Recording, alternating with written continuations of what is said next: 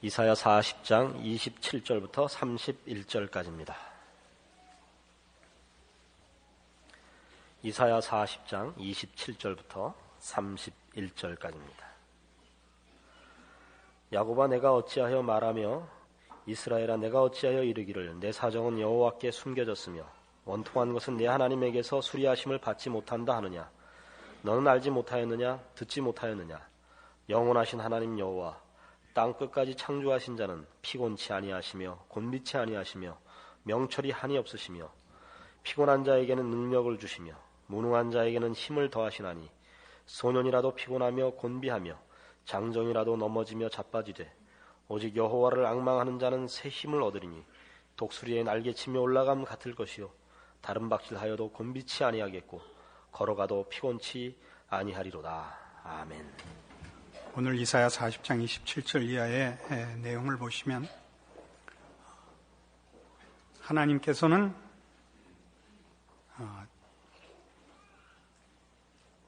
신실하신 분이되 지치지 않는 분이며 명철이 한이 없으신 분이며 피곤한 자에게 능력을 주시는 분이라서 하나님을 앙망하는 자는 새 힘을 얻는다, 이렇게 되어 있습니다.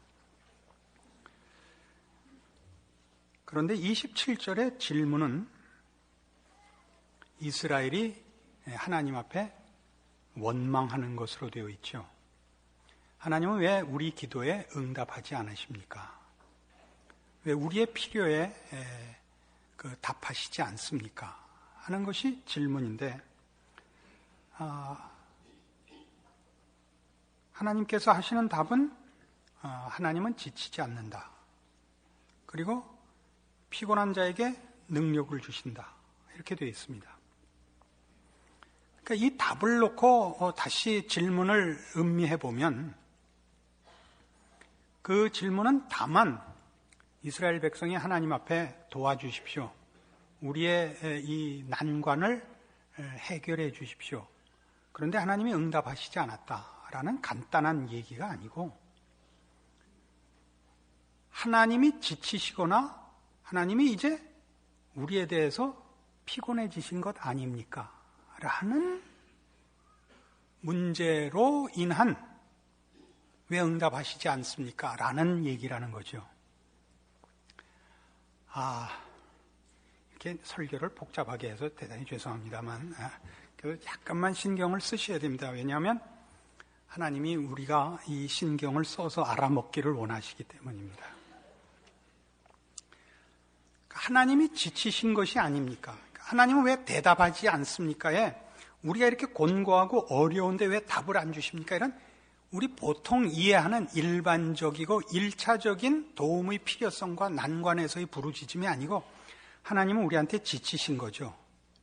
그러니까 이 응답을 받지 못하는 일에 가장 중심 내용인 것으로 되어 있단 말이죠. 그럼 하나님은 우리한테 지치셨죠? 라는 얘기는 뭔가요?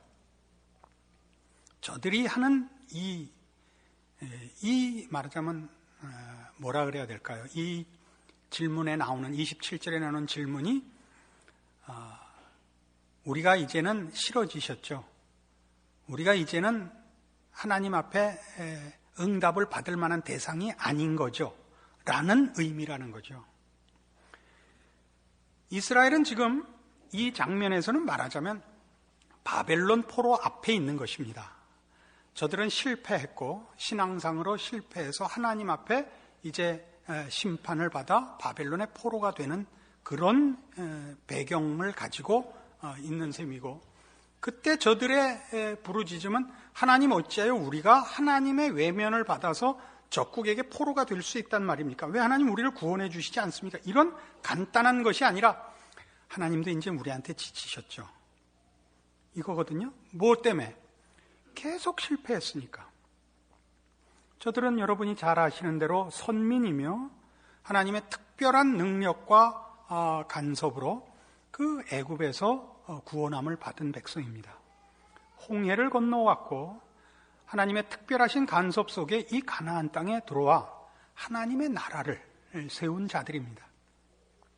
그리고 저들의 전 역사에 걸쳐서 이스라엘은 늘 그 신앙상의 실패와 배반과 그 못난 것으로 그 역사를 이어왔고, 이제 저들도 자기네의 지금의 이 심판의 지금 현실적인 시점이 당해도 싸다라는 마음이 있는 셈이다, 이런 겁니다.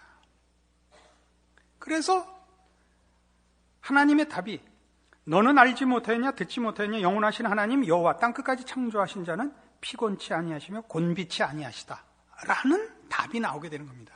여기서 말하는 피곤하다 곤비하다는 건 그 영어 표현에 그런 거 있죠. I am sick and tired 라는 말 있죠. 한국말로 번역하면 넌덜머리가 난다 그러는데요. 하나님도 이제 넌덜머리가 나시죠. 그러니까 그 속에는 자조가 있단 말이죠. 자책이 있고 절망이 있는 겁니다. 우리도 우리 꼴이 한심한데 하나님인들 이제는 하나님도 우리를 외면하시는 거죠. 그래서 이제는 그냥 놔버리시는 거죠. 그겁니다. 거기에 대한 답이죠. 나는 땅끝까지 창조한 하나님이다. 너는 알지 못했냐 듣지 못했냐 영원하신 하나님 여호와 땅끝까지 창조하신 자는 피곤치 아니하시며 곤비치 아니하다. 그러니까 이 답은 지금 제가 이렇게 말하자면 추측하고 상상하듯이 저들의 그 말하자면 한숨과 불만이 다만 하나님 왜 우리의 환경을 개선해 주시지 않으며 하나님 왜 우리의 형편을 돌아보지 않습니까? 라는 가장 1차적이고 피상적인 그 요청이 아니라 이제 하나님도 이제 지치셨죠. 라는 이런 자조적인 그 한숨이라는 것은 그 다음 절에도 나오는 겁니다. 29절에 피곤한 자에게 능력을 주시며 무능한 자에게 힘을 더하신다 이거예요. 이게 뭐예요?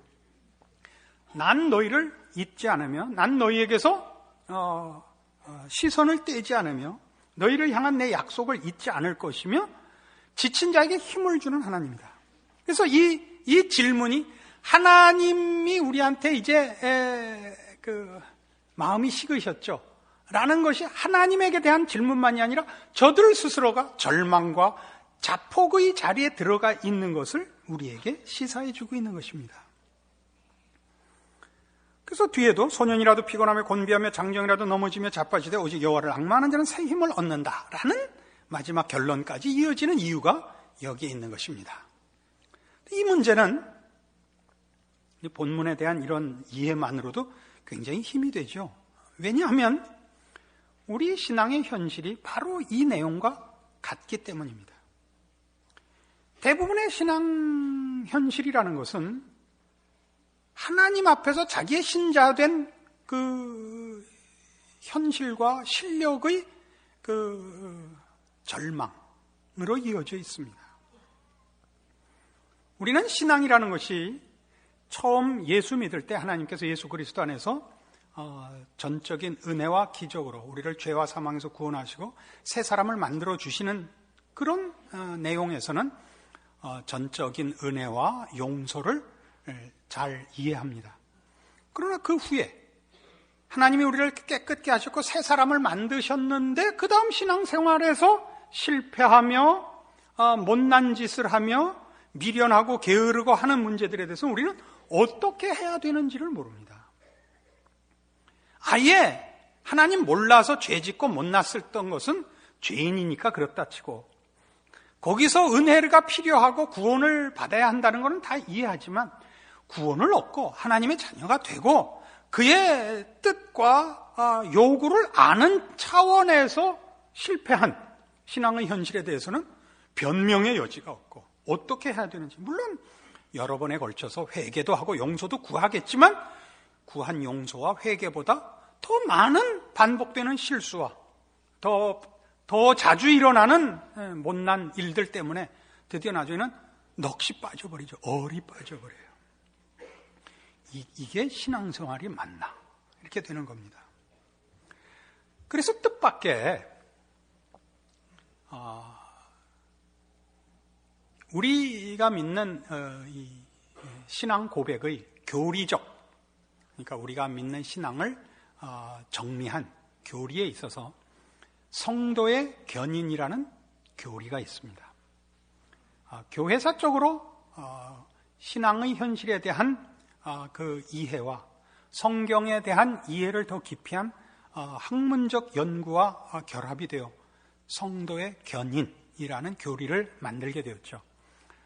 영어로 Perseverance of Saints라는 겁니다. Perseverance라는 것은 determination, purposefulness 이런 뜻입니다. 난 귀국한 지 얼마 안 돼서 한글로는 정확히 모르겠습니다. 그러니까 저희는 다 이걸 신학을 영어로 배워서 그렇습니다. 이쪽 중국 한문으로 배웠으면 견인이라는 견자가 굳을 견자는 건 확실한데 인자는 무슨 인자인지 자세히 모르겠습니다. 근데 뜻은 이겁니다. 성도의 성도된 운명의 확고함이라는 교리입니다. 이 문제에 대하여 칼빈이 교회 역사상 가장 유명한 학자요 신앙인인 칼빈이 그의 기독교 강요라는 책에 이 성도의 견인에 대하여 이렇게 설명을 했습니다. 짧은 문장이니까 소개하겠습니다.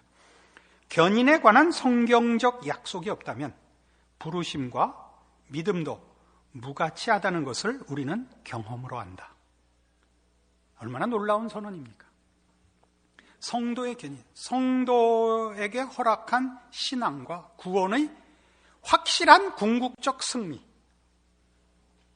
성경적으로 약속되어 있지 않다면 부르심과 믿음마저도 힘을 쓸 수 없다는 걸 뭘로 안다? 경험으로 안다. 그러니까 이 칼빈도 그 경험을 한 것입니다.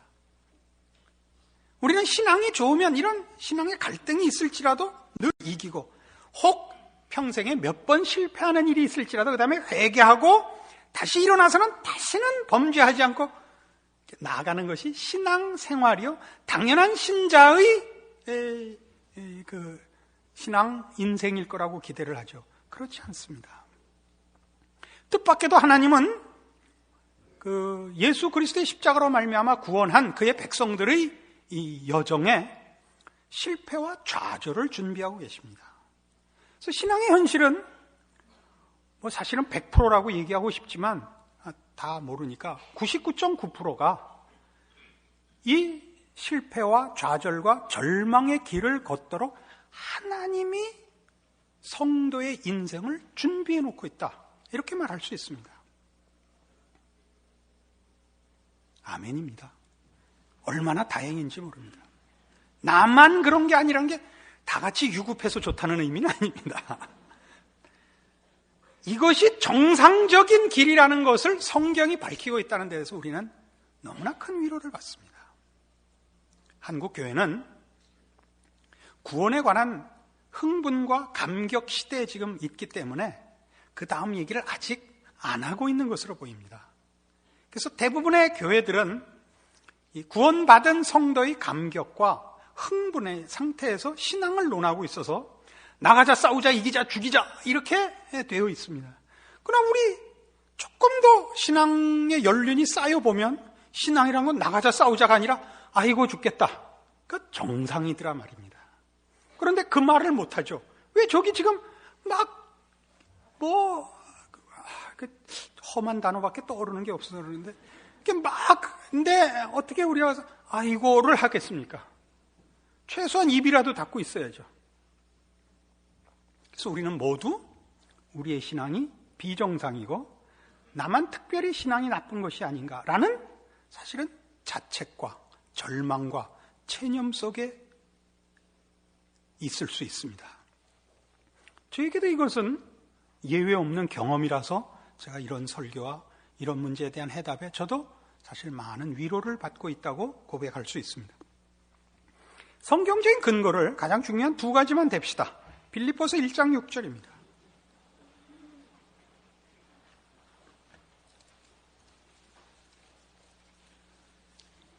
신약성경 318페이지 빌립보서 1장 6절입니다. 너희 속에 착한 일을 시작하시니가 그리스도 예수의 날까지 이루실 줄을 우리가 확신하노라. 우리 안에 착한 일 뭐죠? 구원, 복주심. 그것을 그리스도 예수의 날까지 완성하시며 계속하실 줄 확신한다. 이게 성경의 선언입니다. 좀 더 직접적인 표현을 보죠. 요한복음 10장입니다. 신약성경 164페이지, 요한복음 10장 28절입니다. 내가 저희에게 영생을 주노니 영원히 멸망치 아니할 터요 또 저희를 내 손에서 빼앗을 자가 없느니라. 저희를 주신 내 아버지는 만유보다 크심에 아무도 아버지 손에서 빼앗을 수 없느니라. 3번이나 강조하고 있죠. 영생을 주노니 영원히 멸망치 아니할 터요 내 손에서 빼앗을 자 없고 아버지의 손에서 빼앗을 자 없느니라. 이게 성경의 약속입니다. 우리 같은 표현을 로마서 8장에서 보죠. 한 번 더 볼까요? 로마서 8장 35절입니다. 251페이지. 누가 우리를 그리스도의 사랑에서 끊으려? 환난이나 곤고나 핍박이나 기근이나 적신이나 위험이나 칼이랴. 38절로 갑니다. 내가 확신하노니 사망이나 생명이나 천사들이나 권세자들이나 현재일이나 장래일이나 능력이나 높음이나 깊음이나 다른 아무 피조물이라도 우리를 우리 주 그리스도 예수 안에 있는 하나님의 사랑에서 끊을 수 없으리라. 놀라운 약속입니다. 우리는 지금 이 이사야 40장 27절에 나타난 이 이스라엘 백성들의 이 탄식조의 이 질문이 말하자면 구원을 얻지 못한 자의 탄식이 아니라 구원을 얻은 자의 탄식이라는 것을 분명히 이해해야 됩니다. 저들은 지금 하나님께 묻고 있는 겁니다. 이제는 지치셨죠? 라고요. 저들이 하나님을 모르고 자기 죄에 빠져 살아서 하나님의 복주심과 하나님으로 인한 구원을 모르는 상태에서 기고만장하고 죄를 짓고도 모르고 있는 자라서 구원이 필요하고 은혜가 필요한 것이 아니라 하나님의 크신 은혜와 오랜 기간 동안의 그 나라의 역사 속에 개입하신 하나님의 기적들을 몸소 체험한 자로서의 탄식인 것입니다. 어떤 탄식이요? 그런 인도와 보호와 기적과 확인 속에서도 실패하는 신앙의 못남 속에서 한 질문이었다고요. 어떤 질문이요? 하나님도 이젠 지치셨죠? 라는 질문이라고요. 그래서 성경은 이 문제를 이런 하나님께서 그의 백성을 부르신 그의 백성들을 완성하시며 승리케 하시는 일을 위하여 성경에 이런 보증을 주셨습니다. 에베소서 1장입니다. 신약성경 310페이지 에베소서 1장 13절입니다.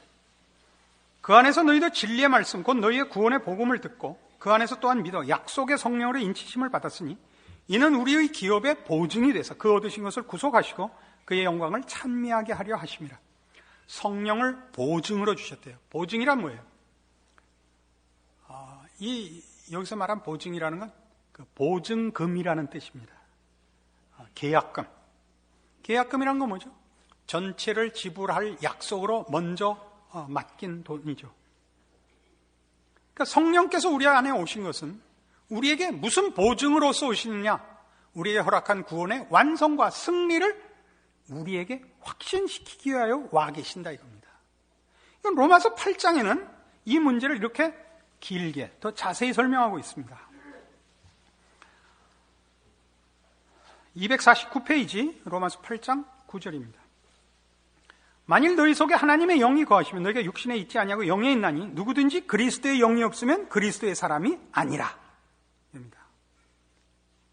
누구든지 그리스도의 영이 없으면 하나님의 사람이 아닙니다. 그러니까 하나님의 사람은 예외 없이 그리스도의 영이 내주하며 그리스도의 영을 보내며 그리스도의 영으로 인도함을 받도록 되어 있습니다. 신자는 14절.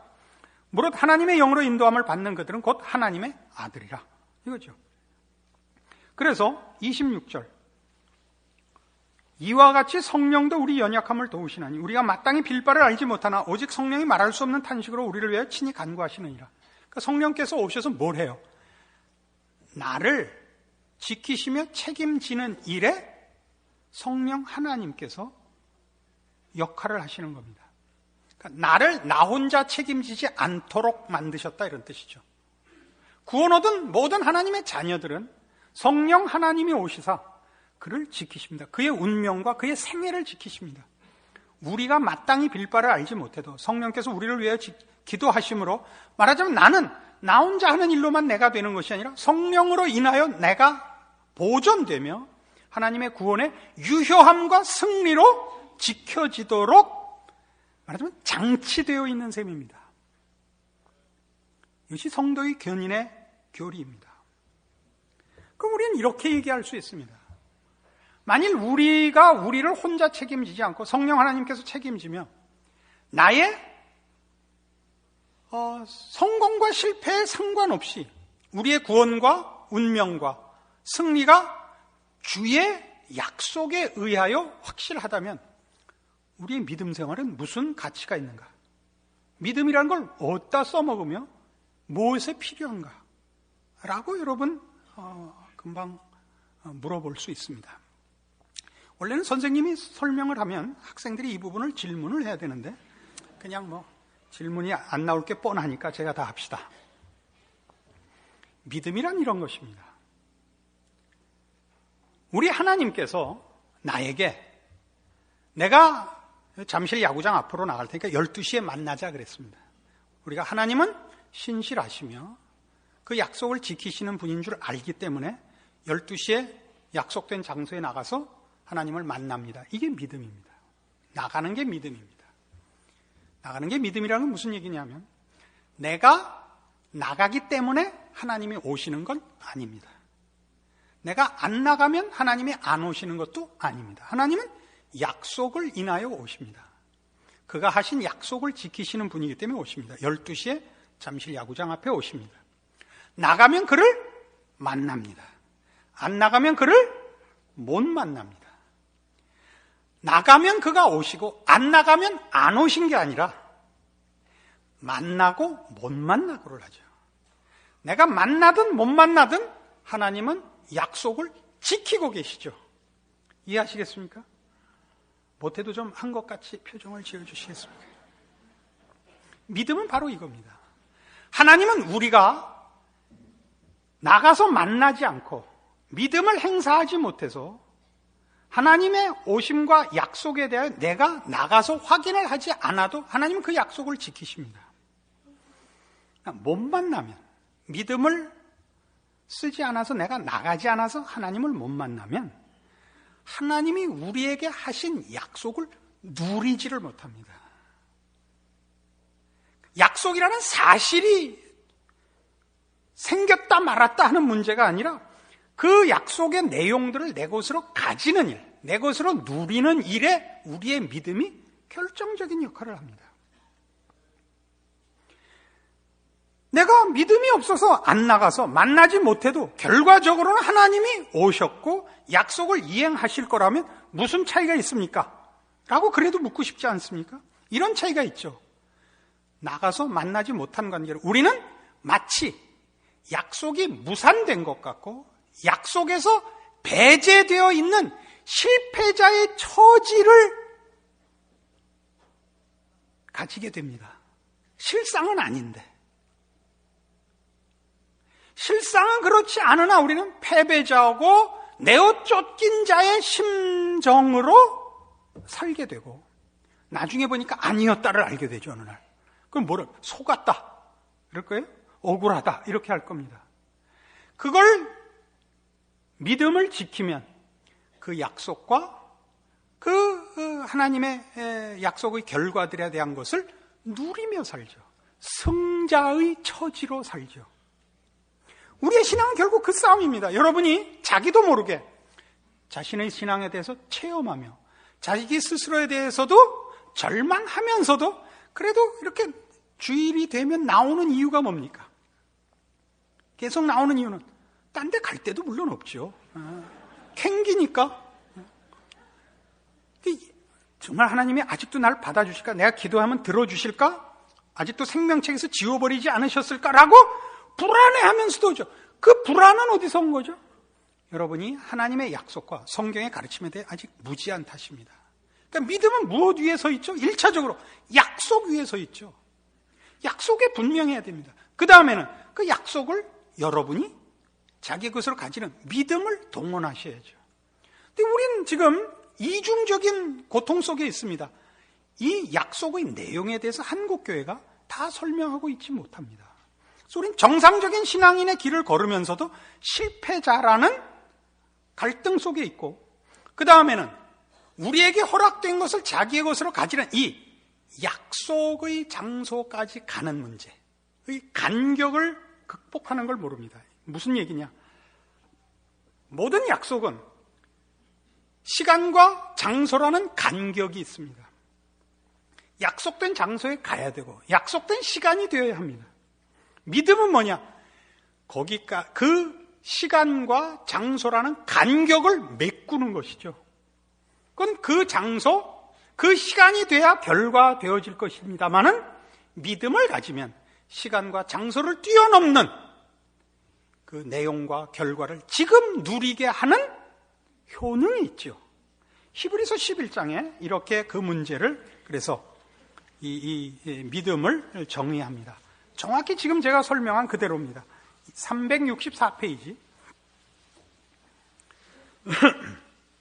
11장 1절, 히브리서 11장 1절. 믿음은 바라는 것들의 실상이요 보지 못하는 것들의 증거니 선진들이 이로써 증거를 얻었느니라. 바라는 것들의 실상이요 보지 못하는 것들의 증거입니다. 바라는 것은 시간상의 문제고 못 보는 것은 장소상의 거리 문제일 것입니다. 그러나 믿음으로 하나님의 약속의 신실함을 알기에 우리는 시간과 장소를 뛰어넘어서 아직 이루어지지 않았으나 이루어진 것 같이 오늘 그 사실을 누릴 수 있습니다. 이것이 믿음입니다. 믿음의 위대함은 우리가 결과에 이르기 전에, 그것이 현실이 되기 전에 이미 이루어진 현실에서 가질 수 있는 기쁨과 승리를 지금 누리게 하는 것이죠. 그게 믿음이죠. 믿음이 없으면 승리할 것이요 받을 복을 실패자로서 슬퍼하면서 시간과 공간을 기다려야 되죠.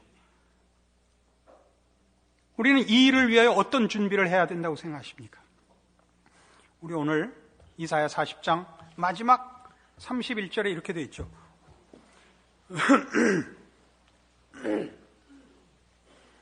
오직 여호와를 앙망하는 자는 새 힘을 얻으리니 독수리의 날개침이 올라감 같을 것이요 다른 박질에도 곤비치 아니하겠고 걸어가도 피곤치 아니하리로다. 그래서 여호와를 앙망한다는 게 뭘까요? 이게 믿음이지요. 그럼 뭘 얻는다고요? 새 힘을 얻습니다. 독수리의 날개치며 올라가는 것 같은 새 힘을 얻습니다. 그 힘이 뭘까요?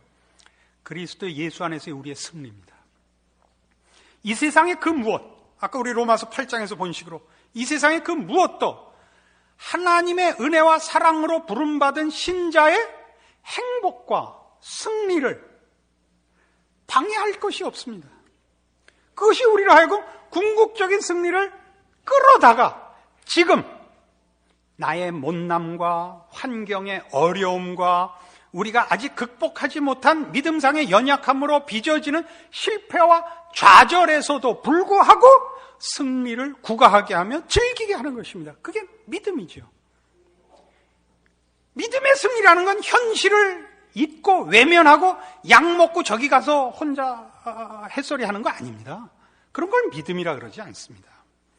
내가 못나고 나는 승리할 수 없으나 하나님의 약속을 근거하여 오늘의 이 실패가 실패로 끝나지 않고 이게 약이 될 것이요 이것이 나에게 더 깊은 것을 만들어낼 것이라고 알기에 울지만 지금은 한숨 쉬지만 그것이 나에게 약이 되며 유익이 되며 더 높은 곳으로 나를 인도할 것이라는 확신 속에서 다시 우리에게 승리의 기쁨을 누리게 하죠.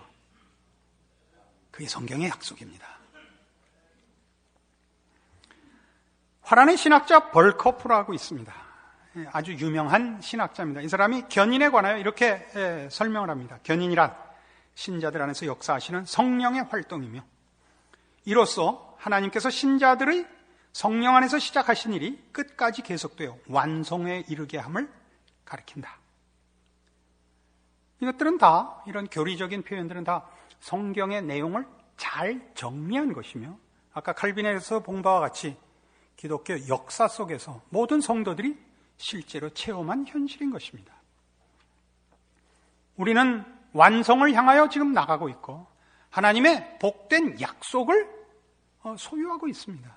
지금 과정이니까 실패와 좌절이 지금 당연한 현실이어야 맞습니다.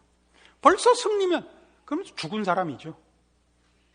우리는 아직 살아있고 아직 끝이 안 났으니까 완성을 위하여 하나님이 우리 안에서 빚으시고 고치시고 만드셔야 하는 일이 있는 과정에 있습니다. 우리는 더 많이 하나님께 의존해야 되고 자신의 옛 성품을 버려야 하는 현실에 있습니다.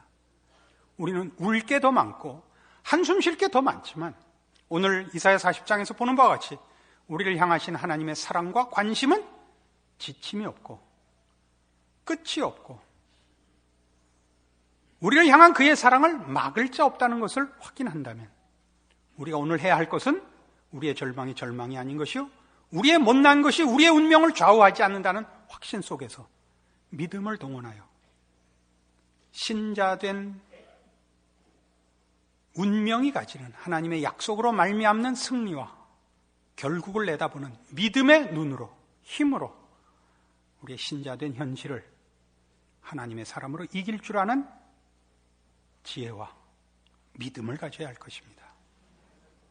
여러분들은 자랑할 것이 있지 않을 것입니다. 부끄러운 일들이 더 많을 것입니다. 그러나 그게 여러분을 결국 자랑과 승리로 인도하는 하나님의 지혜롭고 깊으신 손길이라는 걸 기억하는 그런 신자된 자신과 승리를 빼앗기지 마시기 바랍니다. 기도하십시다.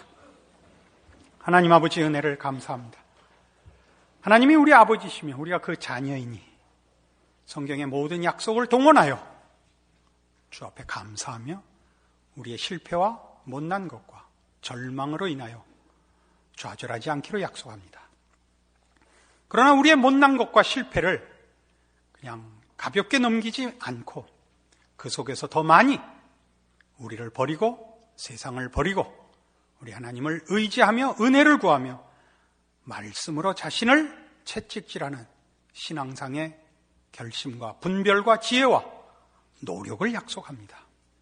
그래야 우리의 하루하루는 우리가 한숨 쉴 것이 있고 눈물을 흘릴 것이 있고 절망할 것이 있다 할지라도 그 모든 것이 합력하여 선을 이루는 하나님의 기이한 인도함 속에 있는 우리의 운명인 것을 기억하는 믿음의 승리와 인내를 주 앞에 약속합니다.